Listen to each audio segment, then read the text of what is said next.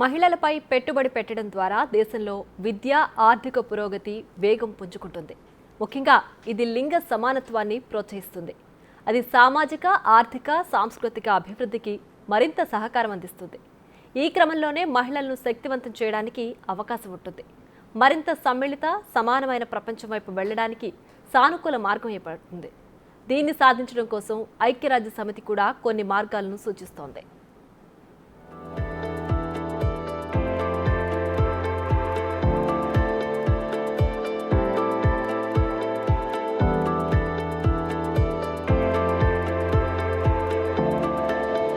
భారతదేశం భౌగోళిక సమానత్వాన్ని ఉపయోగించుకోవటానికి మహిళలపై పెట్టుబడి పెట్టడం, లింగ అసమానత్వాన్ని నిర్మూలించటం చాలా అవసరం.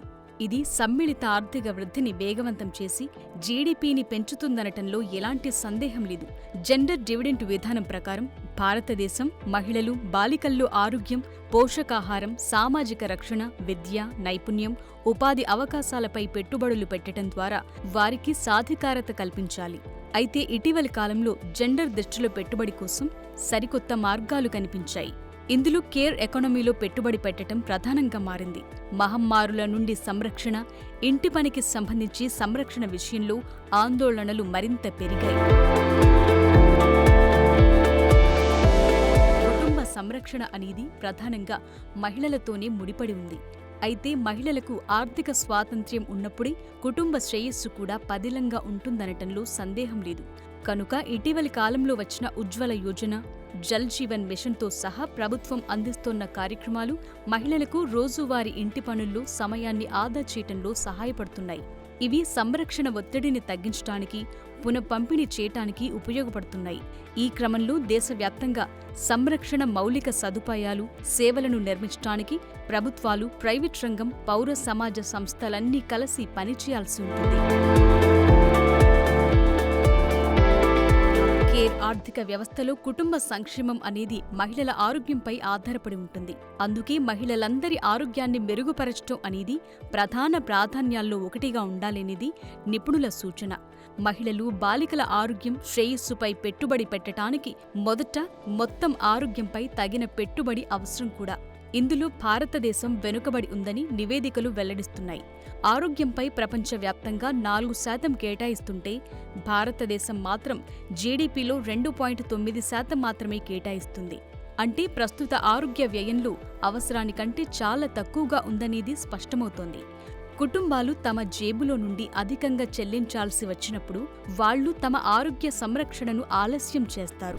ముఖ్యంగా ఇది స్త్రీలను ఎక్కువగా ప్రభావితం చేస్తుంది. కుటుంబంలో అనారోగ్యం, వృద్ధుల సంరక్షణ భారం చాలా వరకు మహిళలు, బాలికలపై పడుతుంది. ఇలా స్త్రీలు, బాలికలు ఇప్పటికే గృహాల్లో చాలా వరకు జీతం లేని పనిని చేస్తున్నారు. ఈ పరిస్థితి మహిళలను ఆర్థిక, రాజకీయ జీవితంలో పూర్తిగా పాల్గొనకుండా అడ్డుకుంటోంది. లింగ సమానత్వం, అందరికీ ఆరోగ్యం వైపు దేశ పురోగతిని వేగవంతం చేసినప్పుడు మాత్రమే మహిళలకు మరింత అవకాశం వస్తుంది. ఇది దేశ ఆర్థిక ప్రగతిని మరింత పెంచుతుంది. ముఖ్యంగా మహిళలు, బాలికలపై హింస ఆమోదయోగ్యం అన్నట్లు సమాజపు ఆలోచన ఇంకా మధ్యయుగంలోనే ఉంది. ఇది మానవ హక్కుల ఉల్లంఘన అని తెలిసినప్పటికీ సమాజంలో మార్పు అంతంత మాత్రమే. భారతదేశంలో 3 ఒకరికంటే ఎక్కువ మంది మహిళలు తమ జీవితకాలంలో సన్నిహిత భాగస్వామి నుండి హింసను అనుభవిస్తున్నారు. ఈ హింసను సమర్థవంతంగా నిరోధించటానికి, ప్రతిస్పందించటానికి కఠినమైన చర్యలు అవసరం. ఈ దిశగా పనిచేయటానికి సరైన ప్రణాళికలు, దానికి తగిన పెట్టుబడులు పెట్టాల్సిన ఆవశ్యకత ఎంతైనా ఉంది. ఈ లింగ అంతరాలను తగ్గించటంలో ఈ చర్యలు సహాయపడతాయి. చాలా దేశాలు ఇటువంటి అంశాల్లో జాతీయ ప్రణాళికలను ఆమోదించాయి. అయితే ఇక్కడ వాటిని అమలు చేసే సామర్థ్యం మరింత బలోపేతం కావాలి. ఈ దిశగా మహిళల ఆరోగ్యం, శ్రేయస్సులో పెట్టుబడిని పెంచటానికి, లింగ సమానత్వం వైపు పురోగతిని వేగవంతం చేయటానికి ప్రభుత్వం, ప్రైవేట్, పౌర సమాజం తోడ్పాటు కూడా చాలా అవసరం. జెండర్ ఇన్క్లూజివ్ డిజిటల్ ఆర్థిక వ్యవస్థలో పెట్టుబడి పెట్టడం కూడా ఇక్కడ ప్రాధాన్యతను సంతరించుకుంది. డిజిటల్ ఆర్థిక వ్యవస్థ మహిళలకు తక్కువ అడ్డంకులను కలిగిస్తుంది.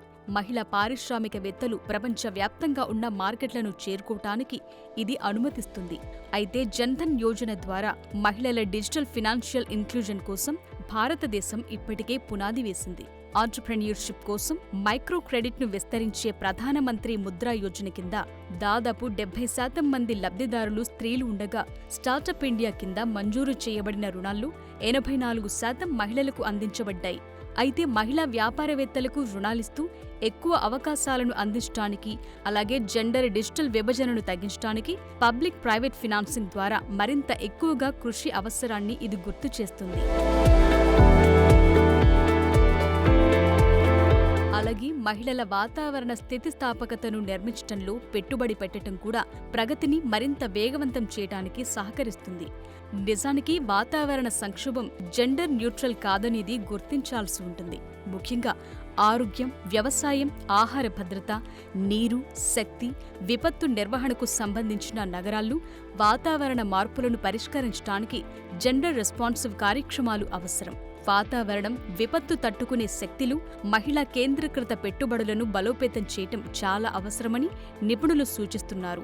మహిళలకు క్లైమేట్ ఫినాన్స్ పనిచేయటంలో బహుపాక్షిక అభివృద్ధి బ్యాంకులు, అభివృద్ధి చెందుతున్న ఆర్థిక సంస్థల పాత్ర కీలకంగా మారింది. ఈ దిశగా ప్రణాళికలు రూపొందించినప్పుడు మహిళా సాధికారతలు కొన్ని ప్రధాన అడ్డంకులు కూడా తొలగిపోతాయి.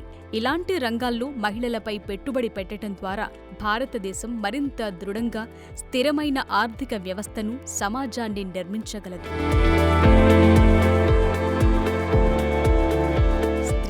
బాలికల హక్కులను పెంపొందించే చట్టాలు, విధానాలపై కూడా ప్రభుత్వాలు దృష్టి పెట్టాల్సిన అవసరముంది.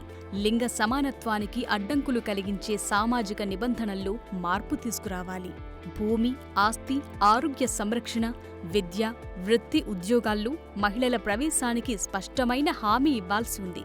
అలాగే అన్ని స్థాయిల్లో మహిళా సమూహాల నెట్వర్కులకు ఫినాన్సింగ్ మరింత పెంచాలి. స్వయం సహాయక బృందాలను ఏర్పాటు చేసి వాటి ద్వారా బ్యాంకులను నడుపుతున్న ప్రభుత్వాలు వారికి ఆర్థిక మార్గాలను కూడా చూపించగలగాలి. ఈ దిశగానే ఐక్యరాజ్య సమితి మహిళలు కూడా 2024 మార్చి 11న న్యూయార్క్లో ఒక అంతర్జాతీయ సమావేశాన్ని ఏర్పాటు చేశారు. మహిళల స్థితిగతులపై కమిషన్లు సభ్య దేశాలకు పిలుపునిచ్చారు. లింగ సమానత్వం, మహిళా సాధికారత, మహిళా సంస్థలకు ఆర్థిక సహాయం చేయటం కోసం నిర్దిష్ట ప్రగతిశీల అంగీకార తీర్మానాలను అభివృద్ధి చేయటానికి ప్రపంచ నాయకులకు ఇక్కడ అవకాశం కల్పిస్తున్నారు.